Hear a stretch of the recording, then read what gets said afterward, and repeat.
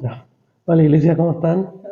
Espero estén bien, espero hayan tomado un desayuno rico, espero hayan compartido.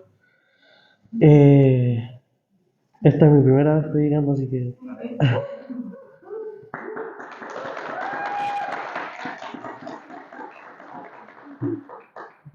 bueno, a mí eh, me tocó dar una palabra que la verdad es que es muy densa si nos ponemos como a pensar, y es: Padre, perdónalos porque no saben lo que hacen. Eh, Partimos con esto. Padre, dijo Jesús, perdónalos porque no saben lo que hacen. Mientras tanto echaban suertes para repartirse entre sí la ropa de Jesús. Leyendo la historia de Jesús, leyendo todo lo que pasó por la crucifixión, nos podemos dar cuenta de cómo Él no solo predicó, también practicó lo que Él predicó durante todo su ministerio y lo ha seguido haciendo. Eh, Jesús clamó a Dios Padre por el perdón de los que lo crucificaron. Aún en medio de su terrible sufrimiento, él entendía que se comportaban así porque eran ovejas sin pastor. O sea, que Jesús, aún estando crucificado, aún siendo lacerado, aún siendo humillado, con mucho dolor, vio a esas ovejas sin pastor y dijo: Padre, perdónanos porque no saben lo que hacen. O sea, ahí vemos la naturalidad de Dios, de Cristo, y su bondad y su misericordia.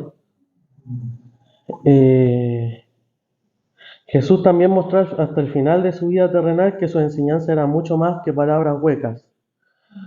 Él vivió lo que predicó hasta el mismo momento final de su vida humana, orando por sus enemigos y sus perseguidores en su momento de mayor angustia. Lo que le estaba diciendo, o sea, Jesús se encargó de hacer viva todo lo que él predicó, todo lo que él habló. Y bueno, yo le quiero hacer una pregunta aquí a todos. ¿Cuántos de aquí, en su transcurso de vida cristiana, han tenido que decir: Padre, perdónanos porque no saben lo que hacen? Ver que, no sé, vamos a hablarle a una persona de Dios y vemos una barrera o nos dicen algo feo y tenemos que decir: Padre, perdónanos porque no saben lo que hacen. ¿Cuántos vemos que se ríen de Dios, de Cristo? En esta fecha me ha pasado que he visto como gente se ríe de la crucifixión o hace sátira sobre esto. Eh, y tenemos que decir: Padre, perdónanos porque no saben lo que hacen. Incluso mientras los clavos atravesaban sus manos, Jesús no pensó en sí mismo, sino en aquellos que lo herían.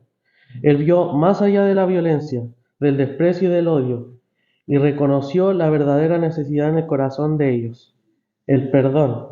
Vemos pues que Jesús vivió hasta el final lo que siempre enseñó. Amó a sus enemigos, oró por los que lo persiguieron, perdonó a quienes lo ofendieron. Amén. Amén. Eh, es muy denso, la verdad, hablar de todo esto porque es la naturalidad de Cristo, es lo que es Dios. O sea, no sé, mucha gente o el mundo nos enseña: no, si te hacen algo, ve y pégale. Si hablan mal de ti, véngate, habla de la escondida, no sé. Pero Jesús durante todo su ministerio nos dijo: si hablan mal de ti, ora por ellos. O sea, va en contra de la naturaleza humana, por así decirlo.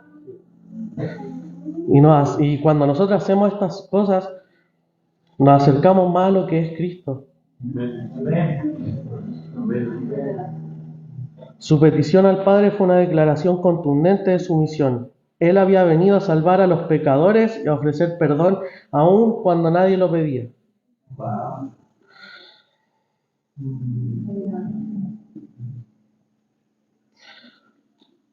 Me ponía a recordar como incluso pensaban que iba a venir el Mesías, que pensaban que iba a venir con una armadura a libertar al pueblo, y vino con unos trapos y vino a enseñarnos sobre amor. Incluso yo hablábamos esto el otro día en Arraigados, que es tan hermoso como todo esto que enseña Jesús, toda esta enseñanza, todo esto perdonar al otro, todo esto que enseñó, toda la Biblia se hace viva hasta el día de hoy.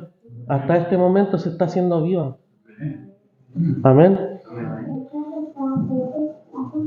Jesús murió perdonando. Sus palabras nos recuerdan que el perdón puede ser unilateral. No necesitamos esperar a que el ofensor se arrepienta para liberar el perdón. Esa es la libertad que Cristo modeló en la cruz y que luego invitó a Esteban. La primera palabra de Jesús en la cruz nos invita a examinar nuestro propio corazón. ¿Estamos dispuestos a perdonar como Jesús nos perdonó? Y quiero invitarlos con esto a que podamos seguir cumpliendo la labor que hicieron los discípulos aún después de que Jesús murió, resucitó.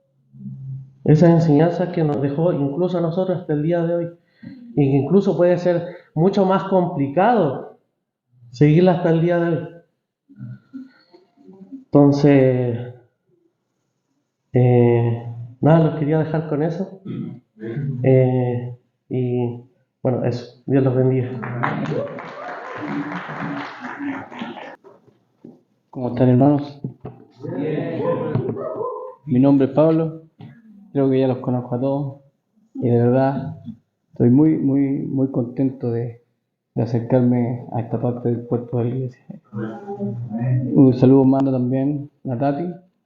Se está recuperando, está muy agradecida por todas las muestras de afecto y de cariño. Bueno, vamos a la palabra.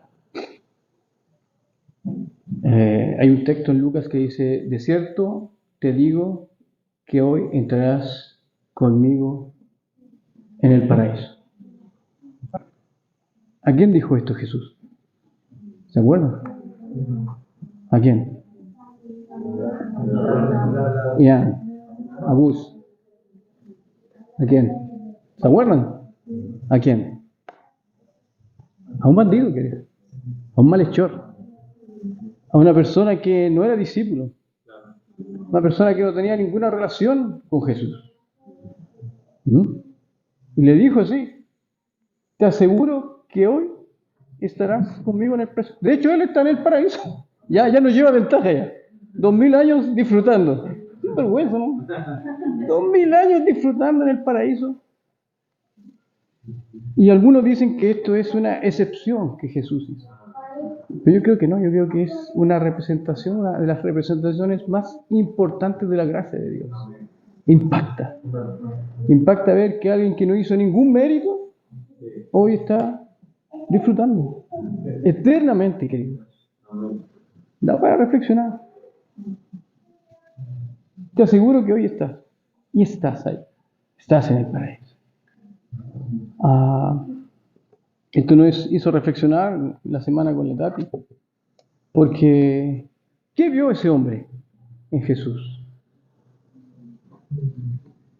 Porque estaba ahí, ve la escena, estaba Cristo, estaba un malhechor a la izquierda y otro a la derecha.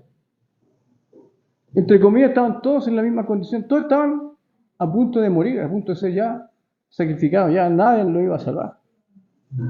Pero había uno que vio, reconoció al Señor. Porque este dijo así: acuérdate de mí cuando vengas en tu reino. Eso fue lo que dijo el maestro. Acuérdate de mí. Él reconoció el señorío de Jesús. Su corazón fue revelado. ¿Quién estaba ahí? Acuérdate de mí cuando vengas en tu reino. El venir en el hebreo es entrar, cuando entres en tu reino. ¿Cuántos de nosotros a lo mejor ni siquiera todavía somos revelados esa tremenda verdad? Y Jesús, como lleno de gracia, lleno de misericordia, dice: vas a estar conmigo, tranquilo. ¿Ah? Pero había otro que estaba al otro costado de Jesús, y ese se burlaba de Cristo. Si eres el Hijo de Dios, sálvate y sálvanos a nosotros, con total indiferencia. ¡Wow! También tenía la misma oportunidad de reconocer a Cristo, y en ese momento podía ser salvo. Pero no, su corazón no le permitió ser revelado. Su corazón, querido. Cuando Jesús encuentra un corazón dispuesto, la respuesta es la siguiente: vas a estar conmigo, querido. Vas a estar conmigo en el paraíso. La pregunta es, ¿cómo está tu corazón? ¿Cómo está tu corazón con Dios? ¿Cómo está tu corazón en el día a día para disfrutar de la gracia de Dios? ¿Por qué es importante eso, querido? Porque hay un salmo que dice así. Mira, el Salmo 51, 17 dice: los sacrificios de Dios son el espíritu quebrantable, y al corazón contrito y humillado no desprecias tú, oh Dios. Amén. Y yo creo que esa fue la condición que estaba este malhechor. Él disfrutó de la gracia de Dios en los últimos momentos de su vida. En la última instancia, él reconoció a Jesús y obtuvo la salvación. ¡Wow! Eso es gracia. Eso es misericordia. Amén. Amén. ¿En qué cruz estás tú? ¿En qué cruz estás? ¿En la cruz del que está quebrantado día a día delante de Jesús? ¿En la cruz que está ahí reconociendo que Jesús es el Señor de tu vida y tú puedas disfrutar de la gracia constante? Independiente del problema, independiente de la situación, independiente de algo que te pueda estar acongojando. ¿O estás en la cruz de la indiferencia? ¡Wow! Da para reflexionar. Yo le pido a Dios poder estar al lado cierto del que está quebrantado en el corazón, contrito y humillado delante de Él. Más la palabra se centra, querido, en la misericordia de Dios, en la misericordia y en la gracia soberana de Jesús. No hay mérito. ¿Qué mérito tenemos nosotros? Si Jesús ya hizo todo en la cruz. Más tenemos, sí, que hacer nuestra parte. ¿Cierto? Conversábamos delante con los niños acerca de lo que era ser un discípulo. ¿Sí o no, Agus? ¿Sí o no, Jan? ¿Y qué aprendimos? Un discípulo que cree en todo lo que y hace todo lo que. Amén. Es un discípulo. Tenemos que ser discípulos, queridos. Amén. Amén. Sean bendecidos, queridos. Amén.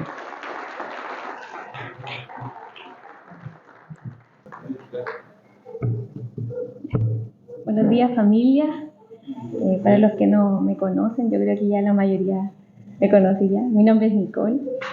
Y hoy me tocó una palabra que cuando yo la leí, yo dije, ¡uy, qué cortita! Pero cuando la reflexioné, es tremenda porque yo soy más visual. Y cuando yo leo en Juan 19, 26 al 27, cuando leo las palabras que solamente dice mujer, he ahí tu hijo, he ahí tu madre. Entonces yo me imaginé la escena. Me imagino una escena cruda, donde el Señor estando en la cruz, crucificado, aún le salían las palabras, porque yo, la Nicole, estaría quejándome, llorando, bramando. Pero el Señor aún podía emitir una expresión verbal y Él decía esta tremenda frase, donde a mí me quebrantó. Porque esta frase, si lo pensamos en la parte física, salía de su boca de un cuerpo quebrantado.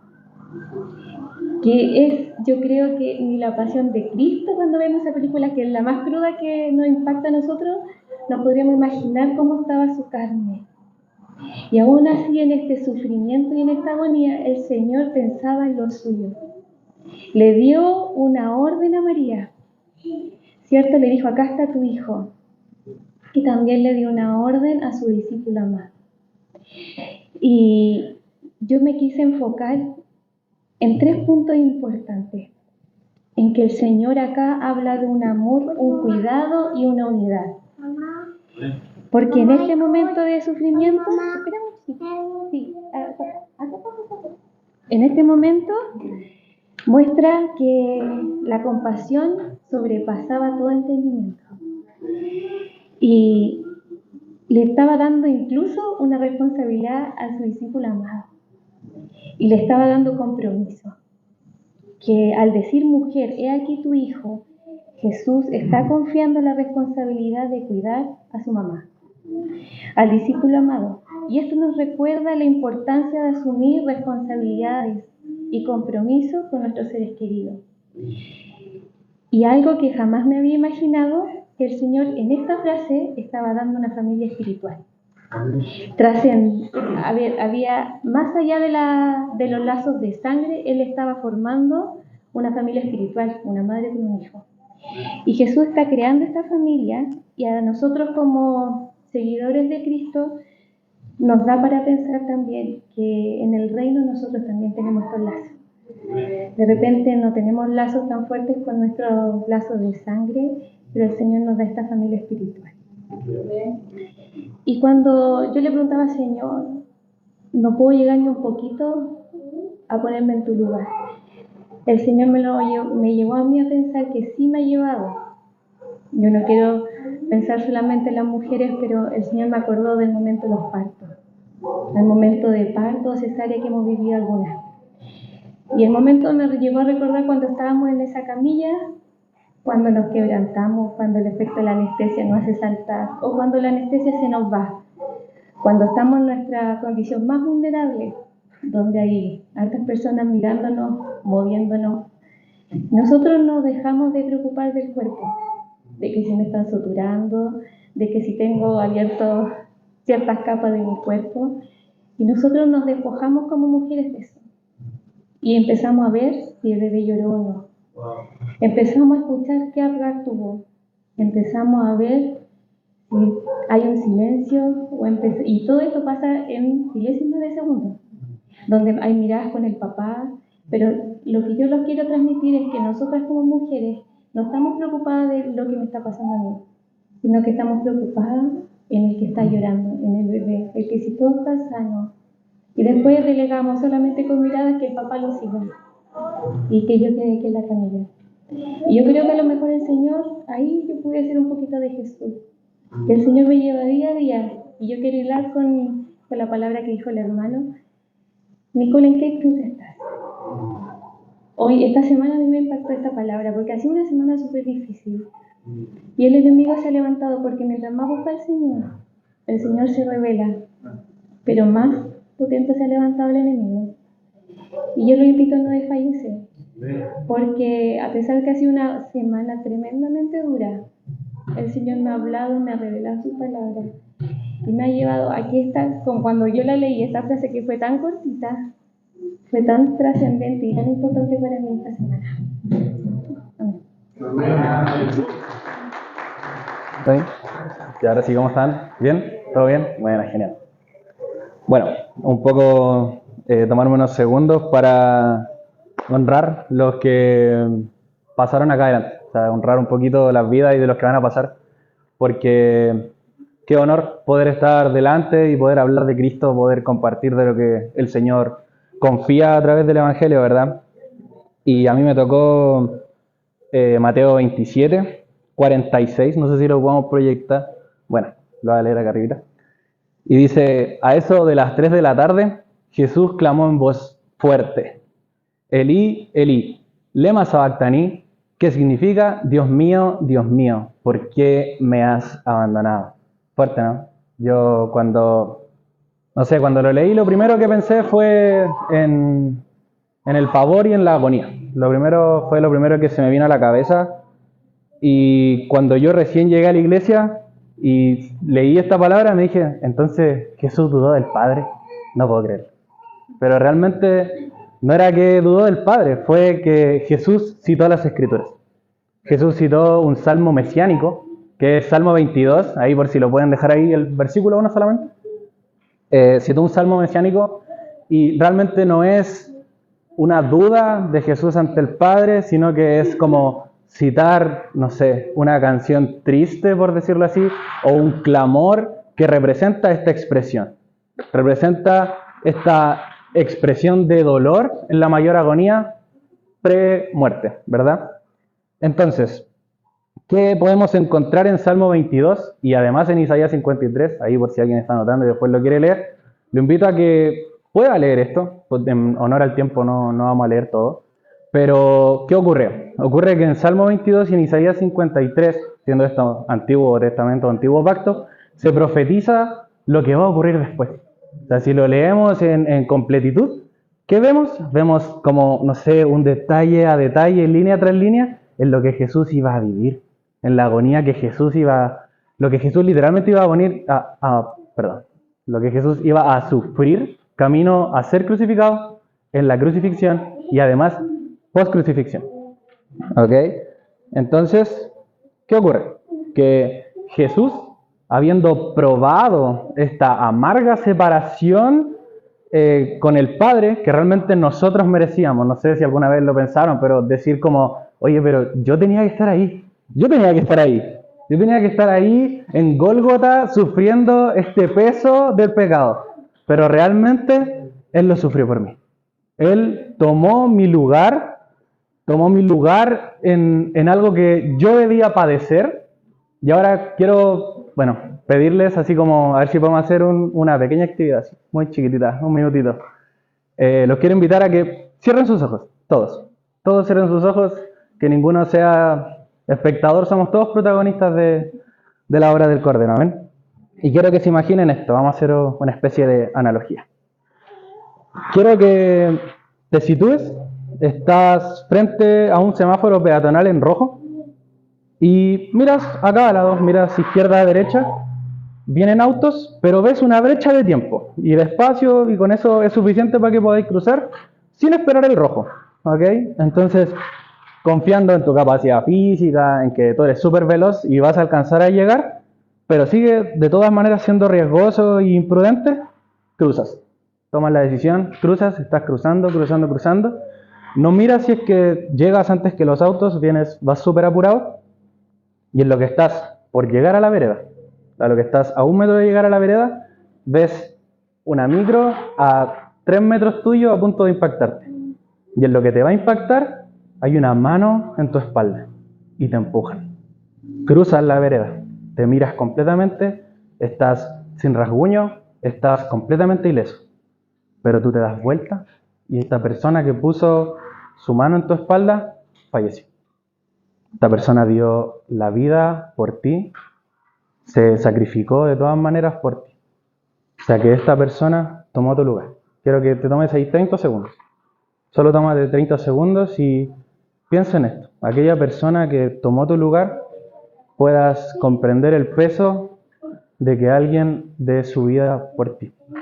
Amén. Ahora si quieres puedes abrir tus ojos, estamos de vuelta. Amén, está conmigo. Y yo sé que esto es solo una analogía, porque si vemos como, no sé, vacíos legales, decimos, oye, ¿cómo va a ser que si yo crucé imprudentemente, Jesús también cruzó imprudentemente y por eso me salvo? No, por eso es una analogía. Pero ¿qué es lo que quiero que analices? Es cuántas veces, ahí piénsalo dentro de ti, cuántas veces has sido inconsciente del pecado que puedes estar cometiendo. Todos tenemos luchas y yo el primero en que somos pecadores. Amén. No quiero ser, no sé, como santurrón y mostrarme genial delante de las personas. Amo más la integridad de Cristo hacia mí que la reputación humana. Y qué es lo que quiero como traer a ti es que puedas pensar en el temor reverente. Piensa en el temor reverente que trae al estar en Cristo y ser consciente de que Él tomó la cruz y tomó ese lugar por ti, por cada uno de ustedes, a excepción de ninguno. Fue por todos. Amén. Entonces, solo piensa en eso. Te dejo con este mensaje, que puedas pensar en cuántas veces fuiste imprudente, consciente o inconscientemente, ¿verdad? Y que el que se subió al madero dio la vida por ti. Amén. Así que eso. Quería dejarle eso, familia, que realmente el mayor acto de crueldad terminó siendo la mayor expresión de amor en la faz de la tierra. Amén. Bendiciones. Para los que no me conocen, mi nombre es Giselle. Yo creo que ya todos me conocen. Y el día de hoy voy a compartirles una de las breves palabras que Jesús pudo emitir en la cruz, que está en Juan 19, 28 al 30, que dice, ¿qué es el concepto de tengo sed? Después de esto, como Jesús sabía que ya había terminado, y para que se cumpliera la escritura, dijo, tengo sed. Había allí una vasija llena de vinagre, así que empaparon la esponja en vinagre y le pusieron en una caña, y se la acercaron a la boca. Al probar Jesús el vinagre, dijo, todo se ha cumplido. De todas las palabras que entregó Jesús en la cruz, esta es una de las más breves, pero que también tiene un significado muy espiritual, y no solamente como una necesidad física. Todos aquí yo creo que en algún momento hemos experimentado esa sensación de sed, ya sea una sed física o una sed espiritual, en la cual estamos necesitando del Señor, o estamos necesitando de algo que no podemos encontrar aquí en la tierra.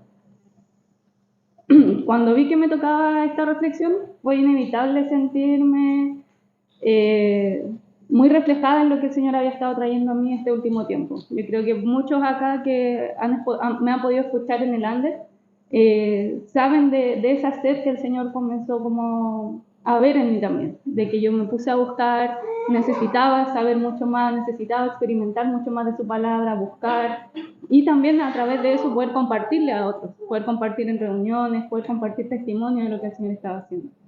Como mamá muchas veces me cuesta tener tiempos a solas con el Señor, pero esa sed me llevó a buscar esos tiempos, más temprano quizás o más tarde.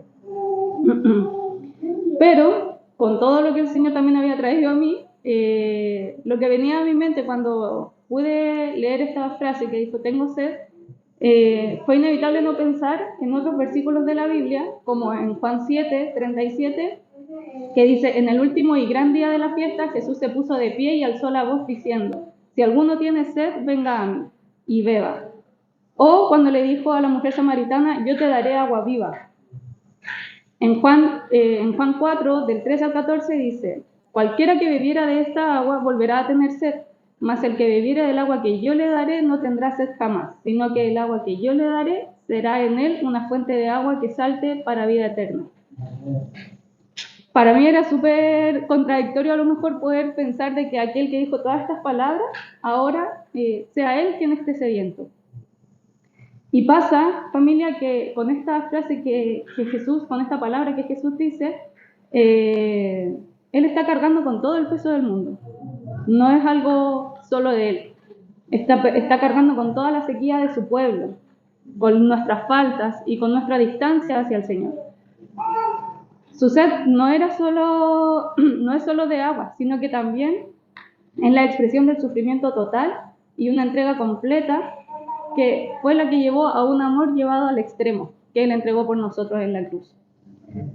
Sabía que tenía que pasar por eso y vivirlo humanamente como Él lo estaba expresando, para que se cumpliera lo que habían dicho profetas anteriormente que anunciaban a un Mesías sufriente. Él estaba agotado, estaba herido, estaba deshidratado, ya su cuerpo había sufrido tanto que claramente para cualquiera de nosotros era normal pensar y asumir que en algún momento Él iba a tener esta sed. Pero esto nos dice, como llevándolo a un área mucho más humana, mucho más que lo podamos ver directamente hacia nosotros, relacionado con nosotros hoy en día, que Jesús sí puede entender el sufrimiento que nosotros vivimos.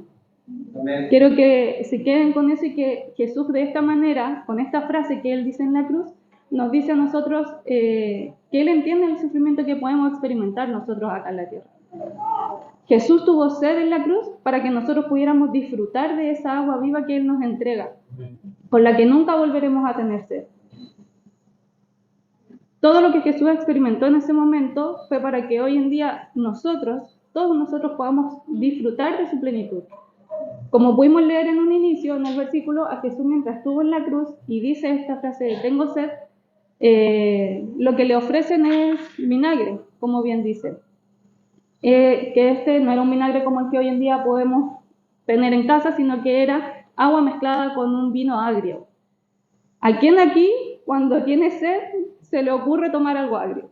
Yo creo que acá todos pensamos en agüita con hielo, muchos acá son amantes de la coquita con hielo también, pero nadie piensa en algo agrio. Jesús dijo, tengo sed, y la respuesta que obtuvo fue algo agrio. Y acá a muchos de nosotros nos pasa que cuando sentimos sed, recibimos el rechazo. Esa sed de amor que tenemos, recibimos rechazo en vez de el amor que estamos necesitando. Sed de consuelo y recibimos indiferencia. Sed de verdad y recibimos algo vacío. Y a pesar de que a Jesús le dieron vinagre, Él hoy en día nos ofrece agua viva. Jesús entiende cuando nosotros recibimos menos de lo que nosotros nos merecemos.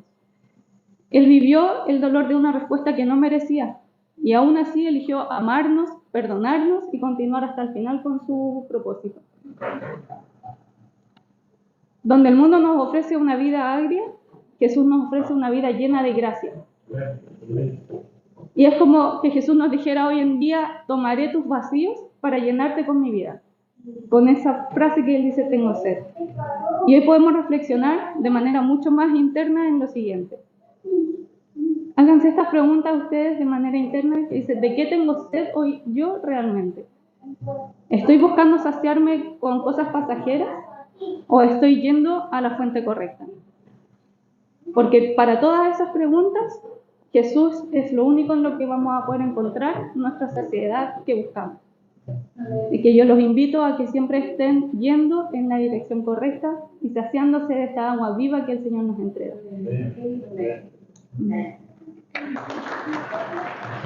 Familia, ¿cómo están?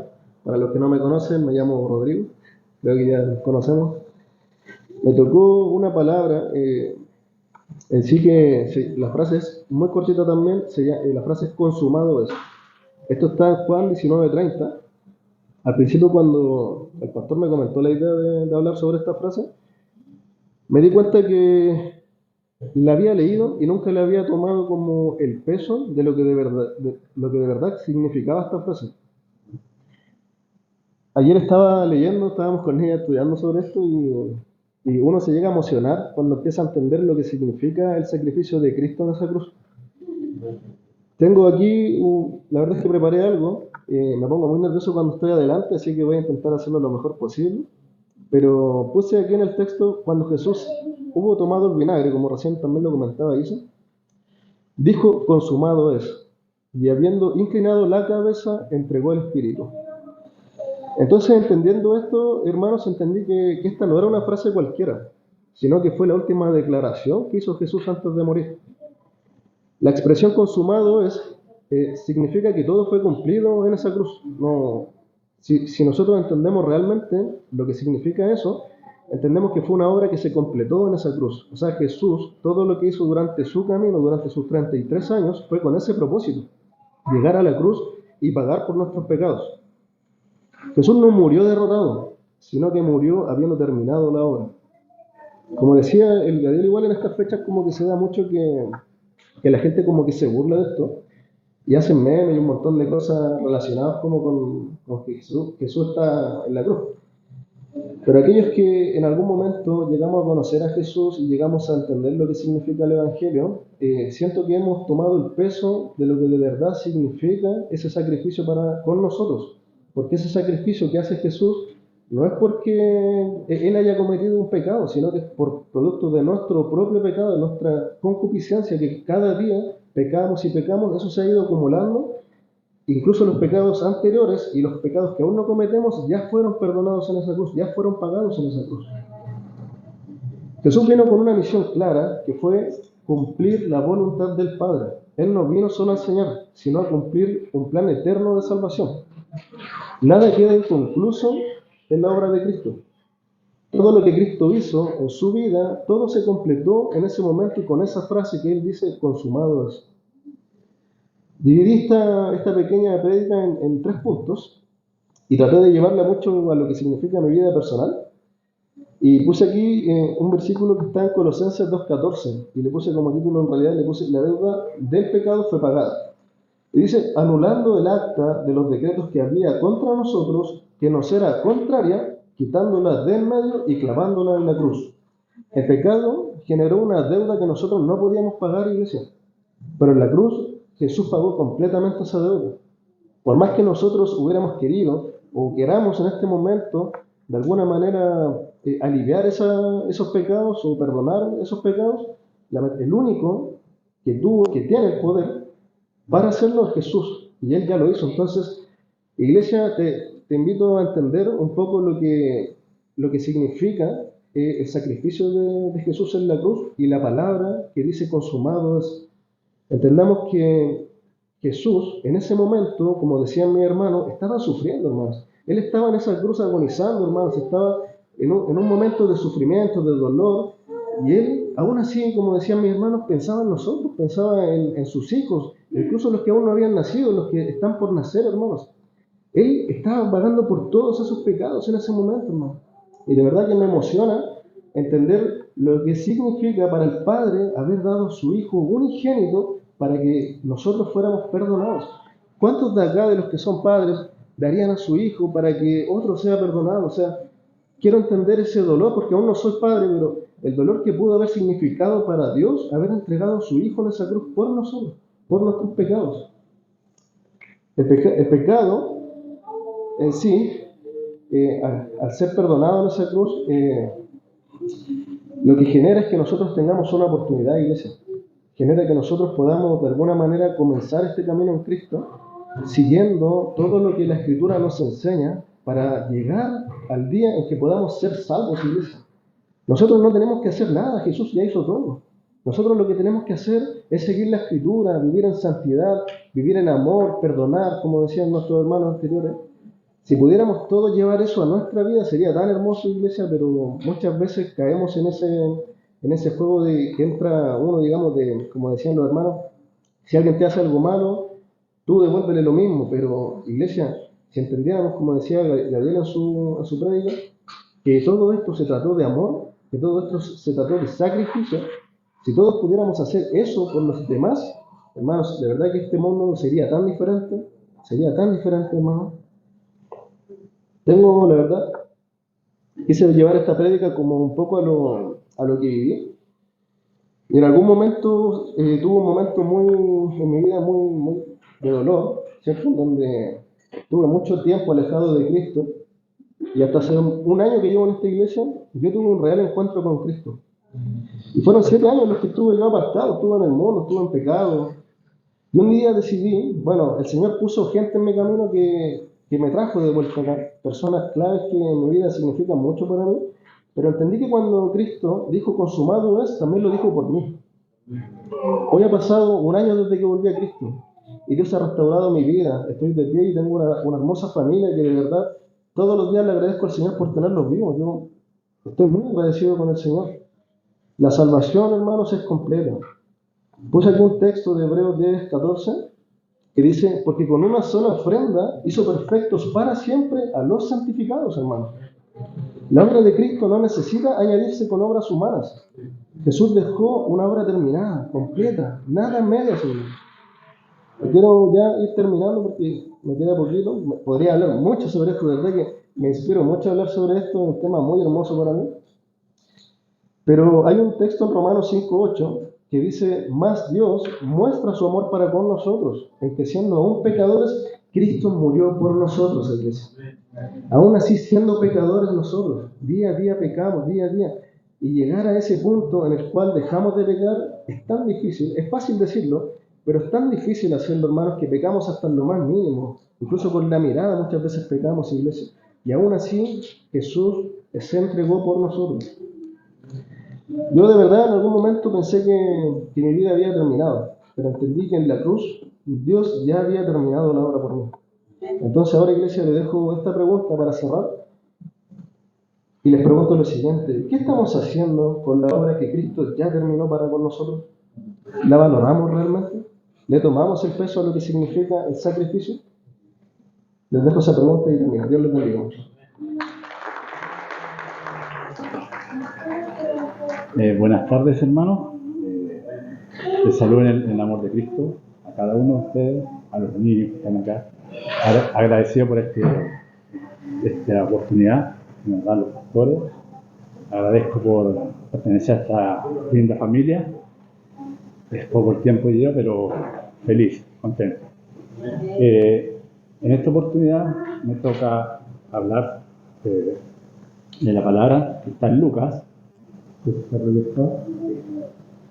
Y dice así la palabra: entonces Jesús, clamando a gran voz, dijo: Padre, en tus manos encomiendo mi espíritu. Y habiendo dicho esto, expiró. Mire, qué grandioso lo que el Señor, el poder del Señor en esa oportunidad. Si lo vamos al contexto del poder, los humanos cuando están en sus últimos días o su último respirar, creo que no podrían decir con fuerza algunas palabras de agradecimiento o despedida. Susurrarían las palabras. El Señor lo dijo a gran voz. Dijo: Padre, en tus manos encomiendo mi espíritu. Lo dice con fuerza. Y es las últimas 7 palabras que Él entrega al Dios Padre. Así que eso me llamó mucho la atención del poder en el último momento. O sea, no hay más palabras que esas en su vida, que son 7. Así como también me venía otra palabra que dice en Juan, que dice Juan 13:1, los amó hasta el fin. Dice que nos amó hasta el final, con todo el amor de los que estaban con ellos, nos amó siempre. De hecho, con una obediencia única para entregar su vida, con obediencia al Padre, siempre la obediencia al Padre con su vida. Y esa vida que Él entregó nos trajo vida eterna a nosotros, a los que podemos decir que Cristo es nuestro Salvador y nuestro Señor. Porque tenemos que confesar eso para que esto sea aplicado en nuestras vidas y pasemos a ser hijos adoptivos. Y al ser hijos adoptivos, sabemos que tenemos todo lo que el Señor tiene para su Hijo eterno, para nuestro Señor Jesús. Eso también es maravilloso, que se nos entregue a nosotros la adopción. No hay nada que nosotros no podamos, el Señor no nos pueda entregar de lo que entregó al Hijo. Por eso también sabemos que con la muerte de nuestro Señor Jesús, también estamos a la diestra del Padre junto a Él, porque Él nos tomó y nos llevó a la diestra del Padre, por los que sabemos que Él es nuestro Salvador. Así fue, Él, como decíamos, lo dio todo en ese momento, su vida. Más, nadie le quitó la vida. Dice Él que Él puso su vida por nosotros, entregó su vida. Nadie se la arrebató, que le vamos a matar, a crucificar. Él dijo: a ti. Se puso presente a la obediencia al Padre, que era el sacrificio perfecto, para poder redimirnos a cada uno de nosotros, para tener esa vida que Él nos dice que es eterna. Y eso es verdad. Así que, fueron las 7 palabras del Señor. Hay una cosa bien especial acá. En sus 7 palabras que dice: Padre, en tus manos encomiendo mi espíritu. Y si podemos escuchar, también lo dice en el Salmo 31, lo dice David. David en el Salmo 31 dice esa palabra. La vamos a leer. No sé si la habrán utilizado. Salmo 31. Dice: porque tienes en mi roca y en mi castillo, por tu nombre me guiarás y me encaminarás. Sácame de la red fiel escondido para mí, pues tú eres mi refugio. En tus manos encomiendo mi espíritu, tú me has redimido. Eso lo dice escrito en el Salmo 31. Muchos podrán decir, o sea, el Señor le copió a David.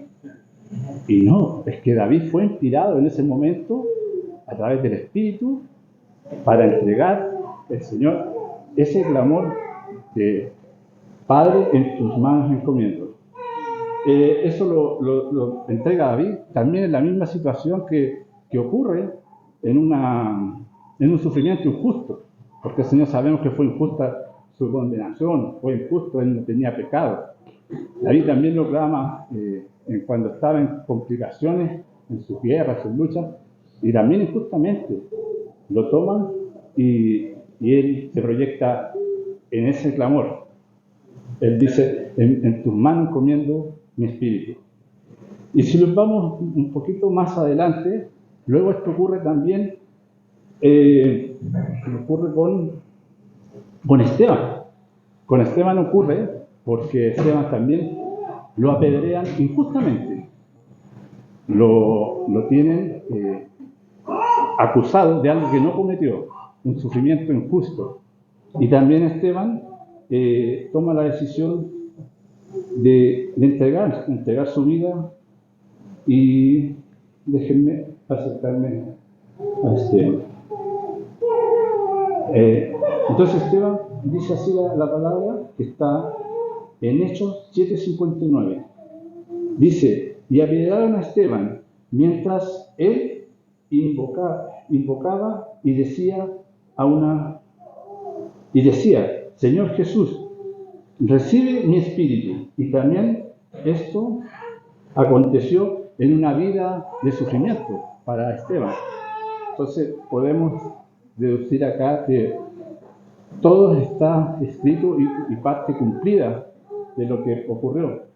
Y para terminar, me voy a Pedro 2:21, el cual dice que nosotros debemos seguir puesto para ello, dice, pues para esto fuimos llamados, en obediencia para seguir las huellas de nuestro Señor Jesucristo, para estar entendiendo que Él es lo que nosotros debemos seguir, copiar, porque es importante para nosotros, para la salvación. Eso podría entregar en el día de hoy, así que agradeciendo siempre a la iglesia, a los pastores, a este lugar que se nos otorgó, que es casa de oración, dice el Señor, una casa de oración. Así que, gracias hermano, bendiciones.